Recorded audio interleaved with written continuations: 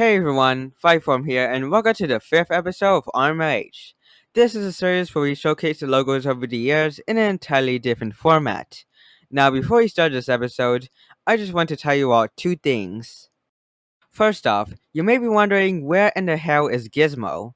Well, Gizmo is currently on vacation visiting California, which is his state if you're wondering, and he's been in California ever since I was on hiatus from most content last month. Don't worry, Gizmo is going to be back in the next episode of the series. Well, hopefully. The second thing I want to tell you will be the future of RMLH. And before you say anything, no, I'm not ending the series, and no, I'm not changing its series format. But what I am going to say is that RMLH will have its name changed, and the reason why is basically obvious by now. Since we rebranded ourselves to Vibeform, I don't really think I'll be using the old name of this series no more, due to the fact that it has the term retro on it, and I want to fix that. However, the new name of this series hasn't been decided yet, so this series will remain being called Retro's Monthly Logo Histories until we decide on the new name. If you guys have any suggestions on what the series' new name should be, then feel free to drop them in the comment section below in this video, or DM me on social media. Well, if you have any social media. But anyways, let's just get to the main topic of this episode. Last time on this series, we took a look at both New World Pictures and New World Television, which are two defunct but recognizable companies with the New World brand. Well, today, we're going to take a look at another recognized company that was defunct 29 years ago, and that company is Lorimar Television. Lorimar Television was a production company that was a subsidiary of Warner Bros., and it was headquartered in Culver City, California.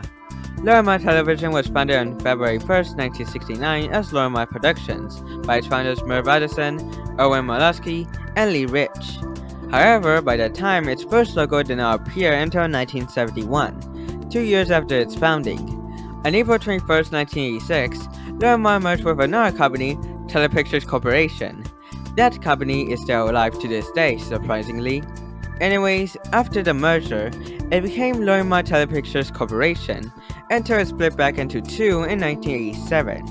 However, that name was still used for the parent company until 1989 when Warner Communications acquired it and folded it into Warner Bros. Television Distribution.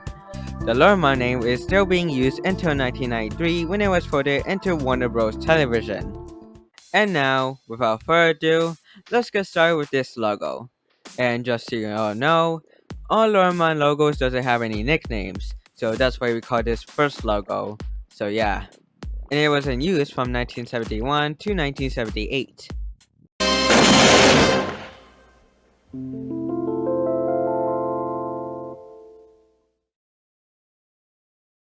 This logo is alright.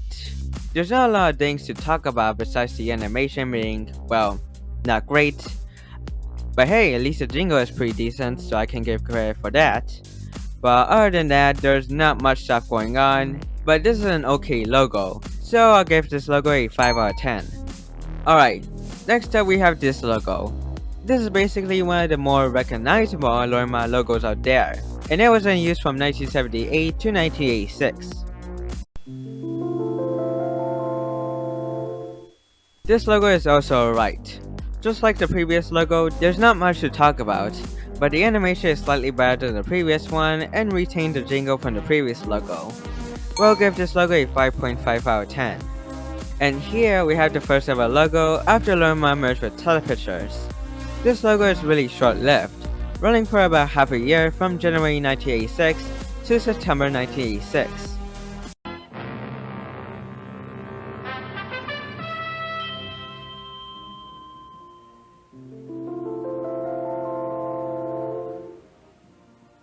And of course, this is once again an okay logo.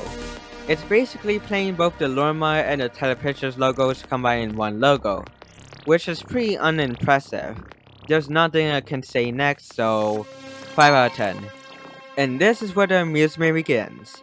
This is the last logo before the split up, and it was first used in 1986 and stopped using it in 1989.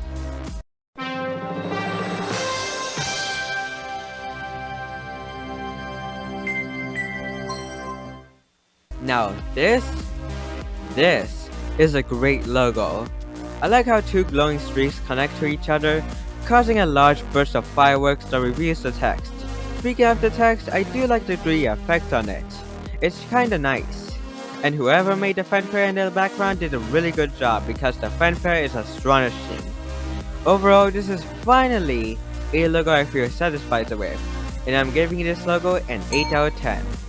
And now, last but not least, we have another recognizable logo, running from 1988 all the way to 1993 when it was folded into Warner Bros. Television.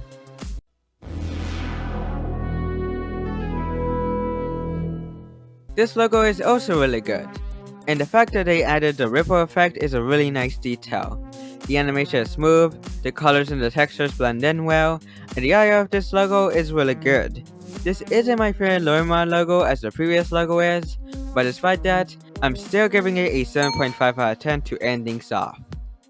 And with that, we can end this episode of RMLH. I don't know what to say next, but we hope you guys enjoyed this episode.